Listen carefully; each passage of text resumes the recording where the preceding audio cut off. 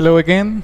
Welcome to this final lesson, lesson number 3 from unit number 3, unit 3 and level 13. Alright, so remember that from lesson number 2 we just focused on making the direct requests, person A to person B. But in this one, remember, we also have indirect requests. That means you ask for a favor to person B, but person B is not the person that you want the information to go. You want the information to go to person C. So it's like a triangle, person A, person B, and person C. And we use indirect requests. Just to quickly review, indirect requests, we have 4 different types. Indirect request when it's a statement, right? So for example, in this triangle of person A, B, and C, you want the information for Tim, okay, and the statement is the meeting is at 9.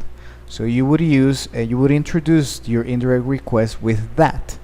Could you tell Tim that the meeting is at 9?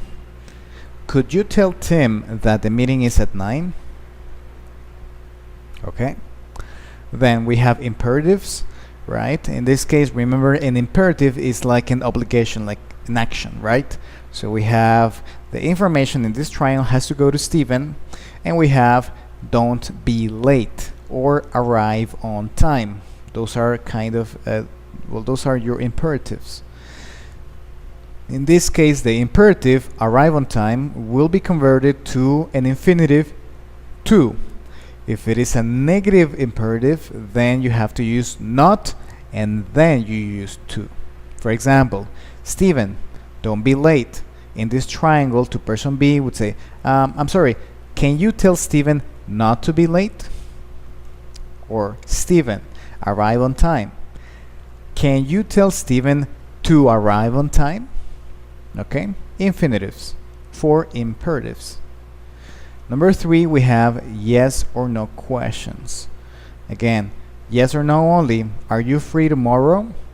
Do you have the report? We're going to be introducing this indirect request with if or whether. I recommend you use if. It's more simple. So use if. Okay. In this case, it changes. Instead of saying could you tell or can you tell, you will say ask. Ask. Why? Because we have a question. We cannot say tell. It would be ask. So, Sarah, are you free tomorrow? Can you ask Sarah if she's free tomorrow? It's introduced by if, and then she's free tomorrow. It's not in question form. Basically, you have the subject, the action, and the complement, just like a regular statement. So be careful, do not use any auxiliaries, only if. Okay, you only use introduce it with if, and then like a statement, she, the subject, the verb, and then the complement, right? So no auxiliaries. In this case, as you can see, we don't have any auxiliaries because we already have the main question with can, the modal verbs can or could. So for number 2, Jane, do you have the report? Could you ask Jane if she has a report? Okay, so once again, no auxiliaries. It is introduced by if, and then we have a regular statement form. She has the report. Okay. Finally, with information questions, remember we have ask. Can you ask or could you ask? Okay. If it is, in this case, a question with is, be, verb. Where's my phone? Mark, where's my phone? Can you ask Mark where my phone is? And as you can see, it goes at the end. The auxiliary is goes at the end. But if we have a regular verb like go, then we're going to, in this case, just simply change it like a statement form, and it goes regularly like a statement form. So Joe, when do you go on vacation?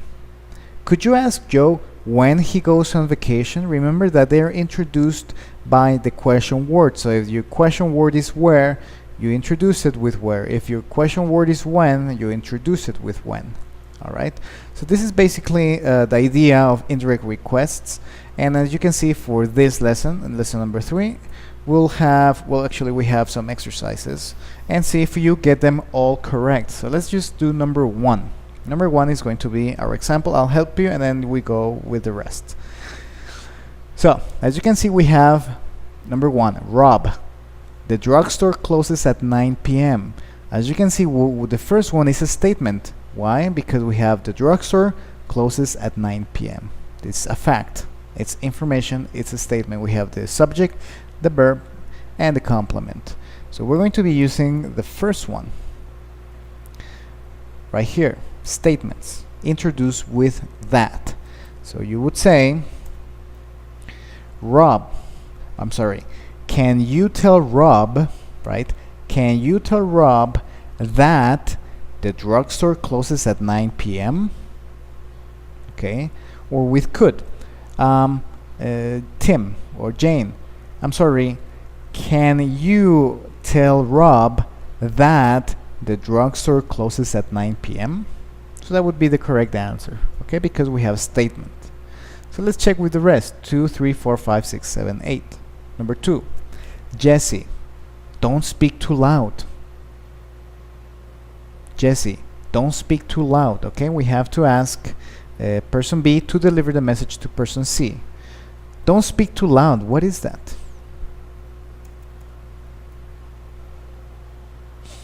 Exactly, it is an imperative. Okay, so what's the correct answer?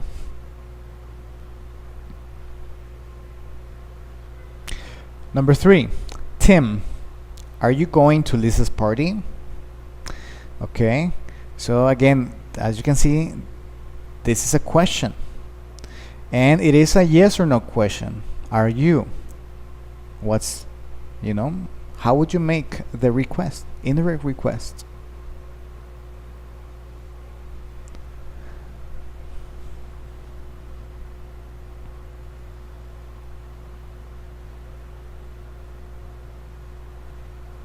Okay, number 4, Steve, which days do you go to the gym? Steve, which days do you go to the gym? Okay, remember, it is an information question. So remember, what is the indirect request?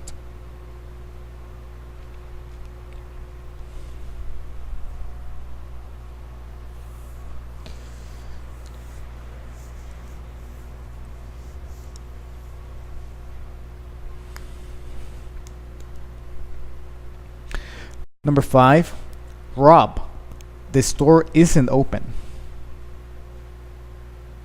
Okay, so we have the same. The store isn't open. It's a statement similar to number 1, but in this case it's negative. So just be careful. What's the indirect request?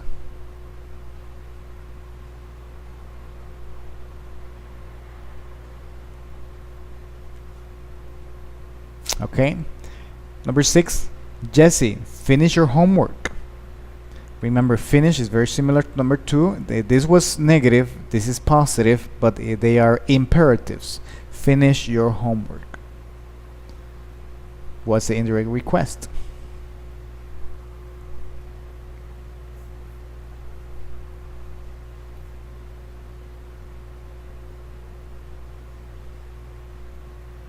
Okay, number 7, Tim, do you want some coffee? So it is a question. It is a yes or no question. Do you want some coffee? So you can see this one, number 3, was with are. This one is with do. Be careful. What's the indirect request?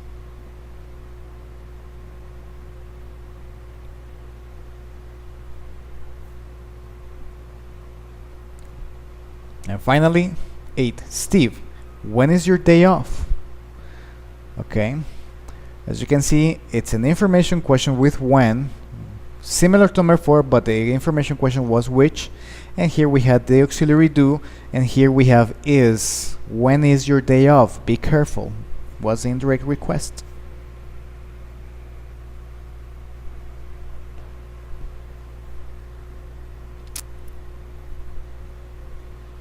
Alright, well, let's go to the answers, see if you got all of them correct.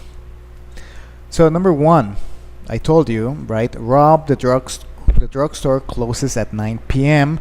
It is a statement introduced by that, right? So could you tell Rob that the drugstore closes at 9? or 9 p.m. Rob, the drugstore closes at 9 p.m. Could you tell Rob that the drugstore closes at 9 p.m.? Number 2, Jesse, don't speak too loud. Can you tell Jesse not to speak too loud? Remember, it's an imperative, it's negative, so we need to introduce it with not, and then the infinitive to speak.